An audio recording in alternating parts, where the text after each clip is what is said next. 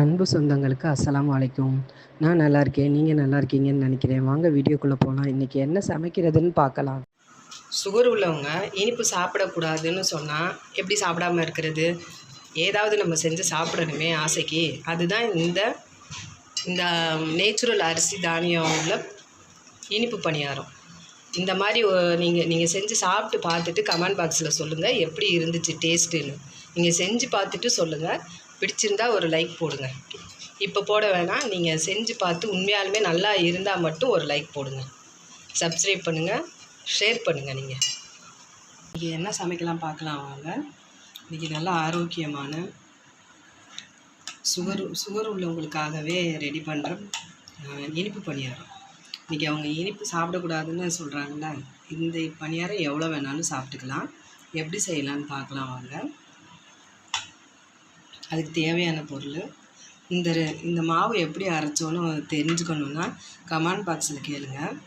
இது அரிசி தானியம் கலந்த ஒரு மாவு, ரொம்ப ஹெல்த்தான மாவு, எல்லாருமே சாப்பிடக்கூடியது. முக்கியமாக சுகர் உள்ளவங்க இனிப்பே சாப்பிடக்கூடாதுன்னா இதை தாராளமாக சாப்பிட்லாம். எப்படி செய்யலான்னு பார்க்கலாம் வாங்க. தேவையானது நம்ம 1 டம்ளர் அந்த அரிசி மாவு இந்த அளவு எடுத்துருக்கோம். இதுக்கு தேவையான அளவு வெல்லம். இது கொஞ்சம் பாவு காய்ச்சி நம்ம ஊற்ற போகிறோம். அது கல் உப்பு கரைச்சி வச்சுருக்கோம். கொஞ்சம் ஆப்பச்சோடா இந்த அளவு இல்லை, சும்மா கொஞ்சோன்னு ஒரு பிஞ்சு போட போகிறோம். ஏலக்காய் 2 இந்த அளவுக்கு நுணுக்கி வச்சுருக்கோம். இது போட்டுக்கலாம். இப்போ இதை நீங்கள் பவுடர் மாதிரியும் பண்ணி போடலாம், இல்லை வெல்லத்தோட காய்ச்சி நீங்கள் ஊற்றலாம். உங்களுக்கு எப்படி பிடிக்குமோ அப்படி போடுங்க. நாங்கள் இன்றைக்கி வெல்லத்தோட காய்ச்சி நாங்கள் ஊற்ற போகிறோம். தேங்காய் இந்த மாதிரி சின்னதாக கட் பண்ணி நம்ம நெய்யில் வறுத்து போட போகிறோம். நீங்கள் இதோட முந்திரி போட்டுக்கலாம், உங்களுக்கு என்ன நட்ஸ் பிடிக்குதோ எல்லாமே போட்டுக்கலாம். இப்போ தேங்காய் மட்டும் போடுறோம். இப்போ எப்படி செய்யலாம் பார்க்கலாம் வாங்க. சின்னாரமான்றீங்க நம்ம அடுப்பத்தை வச்சுட்டு பாத்திரத்தை அடுப்பில் வச்சுருக்கோம், ஒரு சட்டி வச்சுருக்கோம்.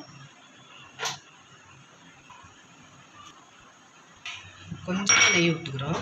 ரொம்ப கொஞ்சமாக விட்டால் போதும், ரொம்ப தேவையில்லை. நம்ம இந்த தேங்காயை போட்டுக்கிறோம்.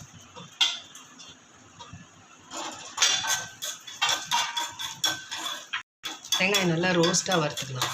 அது நம்ம பணியாரம் சாப்பிடும்போது கடிச்சு சாப்பிடும்போது நல்லா டேஸ்ட்டாக இருக்கும். இந்த அளவு வதங்கிடுச்சு. போட்டுடலாம், மாவில் போட்டுக்கலாம். போட்டுட்டு அதே பாத்திரத்துலேயே இப்போ நம்ம வெல்லம் போட்டுக்கிறோம். உங்களுக்கு இனிப்பு இதோட கம்மியாக போடணுன்னாலும் போட்டுக்கோங்க. இந்த அளவு சரியாக இருக்கும். கொஞ்சமாக தண்ணி விட்டு, இது பாகம் தேவையில்லை, சும்மா கரைச்சி விட்டால் போதும்.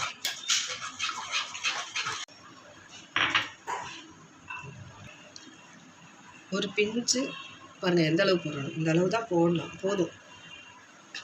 உப்பு தண்ணி சும்மா கொஞ்சமாக ஊற்றிக்கோங்க. அந்த இனிப்பை எடுத்து கொடுக்குறதுக்காக நாங்கள் கல்லுப்புனால் தண்ணியில் போட்டிருக்கோம். இந்த அளவு ஊற்றிக்கோங்க. நீங்கள் தூள் உப்புனா உங்களுக்கு நீங்கள் பார்த்து போட்டுக்கோங்க.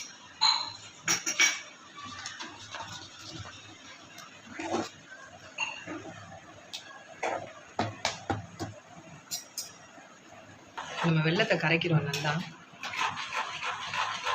பாகுபதம்லாம் இல்லை, இந்த எசன்ஸ், இந்த ஏலக்காயோட எசன்ஸ் இறங்குறதுக்காக தான் நம்ம வடிகட்டியிருக்கோம், காய்ச்சிருக்கோம். இப்போ பாருங்கள், வடிகட்டிடலாம்.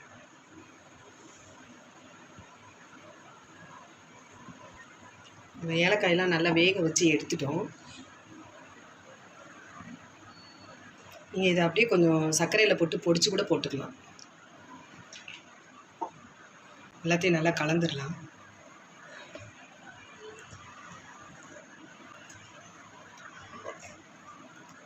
இந்த மாவு ரெசிபி எப்படி ரெடி பண்ணணுன்னு உங்களுக்கு தெரிஞ்சுக்கணுன்னா நீங்கள் கமெண்ட் பாக்ஸில் கேளுங்க. சுகர் உள்ளவங்க எவ்வளோ வேணாலும் இந்த இனிப்பை எப்படி வேணாலும் சாப்பிட்டுக்கலாம். ஏன்னா அந்த மாதிரி அரிசி தான் நம்ம போட்டிருக்கோம். சுகர் உள்ளவங்க சாப்பிடக்கூடிய அரிசி தான் இது. ஆயுர்வேதத்தில் இந்த அரிசியை ரொம்ப ரெக்கமெண்ட் பண்ணுவாங்க. அப்படி ஒரு அரிசியில் தான் இன்றைக்கி நம்ம இனிப்பு பணியாரம் செய்கிறோம். நீங்கள் பாருங்கள் வாங்க. அடுப்பத்தை வச்சுக்கலாம். நேரமான்றேன் ஒரு பணியாரக்கல்லை வச்சுட்டோம். கோல்டு வின்னர் நெய்யும் கலந்து வச்சுருக்கோம். நீங்கள் வெறும் ஆயிலில் மட்டும் சுட்டுக்கலாம்.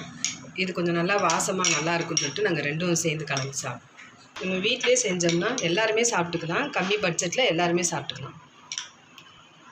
நீங்கள் ஒரு தடவை செஞ்சு பாருங்கள், பார்த்துட்டு சொல்லுங்கள். நல்ல டேஸ்ட்டாக இருக்கும், ஆரோக்கியமாகவும் இருக்கும். கொஞ்சம் கொஞ்சமாக ஊற்றிக்கங்க. இன்னும் கூட கொஞ்சம் நீங்கள் கெட்டியாக வச்சுக்கலாம், ரொம்ப தண்ணி இல்லாமல். அதே நேரம் ரொம்ப கெட்டியாக இருந்துச்சுன்னா உள்ளே மாவு வேகாது. ஒரு இட்லி மாவு பதத்தோட கொஞ்சம் தண்ணியாக இருந்தால் தான் நல்லாயிருக்கும். நம்ம ஆயிலெலாம் நிறையா ஊற்றலை. நம்மளோட வீடியோவில் எப்போவுமே ஆயில் வந்து அதிகமாக யூஸ் பண்ண மாட்டோம். பொரிக்கிறது அதுங்களுக்கு மட்டும்தான் யூஸ் பண்ணுறோம். மற்ற குழம்புக்கெலாம் கம்மியாக தான் ஊற்றி யூஸ் பண்ணுறோம். முடிஞ்சளவு ஆயில் கம்மியாக விட்டு நம்ம யூஸ் பண்ணுறோம். நல்லா வெந்துடட்டும். நல்லா பொறுமையாக சிம்மில் வச்சிங்கன்னா நல்லா சீக்கிரமாக வெந்துடும். அப்போ சிம்மில் வச்சா தான் உள்ள கையும் நல்லா வேகும். நம்ம வேகமாக வச்சோம்னா இது கலர் ஏற்கனவே ரெட்டு கலர் வெந்துருச்சுன்னு நம்ம எடுத்துட்டோம்னா உள்ளே வேகாது. அதனால் சிம்மில் வச்சு இங்கே பாருங்கள், இது எப்படி சுடணும்னா இந்த மாதிரி ஃபுல்லாக நல்லா வெந்து மேலே மட்டும் கொஞ்சமாக மாவு இருக்கும். இப்படி எடுத்தால் தான் உள்ளேயும் நம்ம திருப்பி போடும்போது உள்ளேயும் வெந்துடும். நீங்கள் வேகமாக வச்சிங்கன்னா இந்த ஏற்கனவே இது ரெட்டு கலரில் இருக்கிறனால சீக்கிரம் கருகிரும். அப்புறம் வெந்துருச்சுன்னு நினச்சி எடுத்திங்கன்னா உள்ளே மாவாக இருக்கும். பார்த்துக்கோங்க, இந்த மாதிரி இருக்கணும். இந்த மாதிரி நம்ம பொறுமையாக வேக வச்சோம்னா நல்லா டேஸ்ட்டாக இருக்குது. ஆனால் நாங்கள் ஒரு இது எடுத்து சாப்பிட்டோம், நல்லா டேஸ்ட்டாக இருக்குது. கடையில் விற்கிறத விட ரொம்பவே நல்லா இருக்குது. நீங்கள் வீட்டில் ஆரோக்கியமாக செஞ்சு பாருங்கள். சுகர் உள்ளவங்க இனிப்பு சாப்பிடக்கூடாது, அது சாப்பிடக்கூடாது அப்படிலாம் சாப்பிடாமல் இருக்கவே முடியாது யாருனாலையும். இந்த மாதிரி நீங்கள் செஞ்சு பாருங்கள். இதே காரமாக செய்யணுன்னா இதில் வந்து கெட்டிமாக மாவு அரைச்சிட்டு அதில் வெங்காயம், பச்சை மிளகா, கொஞ்சம் ஜீரகம், கொத்தமல்லி, கருவேப்பிலை எல்லாம் பொடியாக நறுக்கி போட்டு இதே மாதிரி தேங்காய் போட்டு நல்லா வதக்கி விட்டு அந்த மாவில் ஊற்றி சுட்டிங்கன்னா அதுவும் நல்லா டேஸ்ட்டாக இருக்கும். தக்காளி சட்னி, தேங்காய் சட்னி வச்சு சாப்பிட்லாம். இப்போ ஒரு ஆரோக்கியமான ஒரு பணியாரம் எப்படி செஞ்சுருக்கோன்னு பாருங்கள். இது ஏன் இப்படி கருப்பாக இருக்குன்னா இந்த அரிசி இப்படி தான் இருக்கும். இதுக்கு பேர் வந்து காட்டு யானை அரிசின்னு சொல்லுவாங்க. இது எதுக்கு ரொம்ப நல்லதுன்னா சுகர் உள்ளவங்களுக்கு ரொம்ப நல்லது. சுகர் உள்ளவங்களுக்கு இதை மட்டுமே சாப்பிட சொல்லியிருக்காங்க. சுகர்னால் வர்ற எல்லா பிரச்சனையும் இந்த அரிசி சாப்பிட்டோம்னா நம்மளுக்கு அதோட எந்த பாதிப்பும் இருக்காது. நல்லா ஹெல்த்தாகவும் இருக்கும். நரம்பு பலகீனமாக உள்ளவங்களுக்கு நல்லா நரம்பு ஸ்ட்ரென்த் ஆகும். நம்ம இனிப்பே சாப்பிடக்கூடாதுன்னா அப்படி நம்மளால் இருக்க முடியாதுல்ல. அதனால் இந்த காட்டு யானை அரிசி அதோட சில பொருள்கள் வச்சு நம்ம இந்த மாதிரி பணியாரம் பண்ணியிருக்கோம். எப்படி இருக்குது பாருங்கள். டேஸ்ட் வந்து ரொம்ப நல்லாயிருக்கும். இந்த அரிசியில் வந்து இவ்வளோ டேஸ்ட் இருக்கான்னு நம்மளுக்கு நம்பவே முடியாது. டேஸ்ட்டு ரொம்ப சூப்பராகவே இருக்கும். நீங்கள் செஞ்சு பார்த்துட்டு நீங்கள் கமெண்ட்டில் சொல்லுங்கள் எப்படி இருக்குன்னு. இந்த மாவு எப்படி ரெடி பண்ணுறதுன்னு உங்களுக்கு வேணும்னா கமெண்ட் பாக்ஸில் தெரிவித்து நீங்களும் இது மாதிரி செய்யுங்க. லைக் பண்ணுங்கள், ஷேர் பண்ணுங்கள், சப்ஸ்கிரைப் பண்ணுங்கள், பெல் ஐக்கானை கிளிக் பண்ணுங்கள். அப்போ தான் நாங்கள் போடுற ஒவ்வொரு டிஷ்ஷும் உங்களுக்கு உடனே நோட்டிஃபிகேஷன் ஆகும். பாருங்கள் எப்படி இருக்குது பாருங்கள்.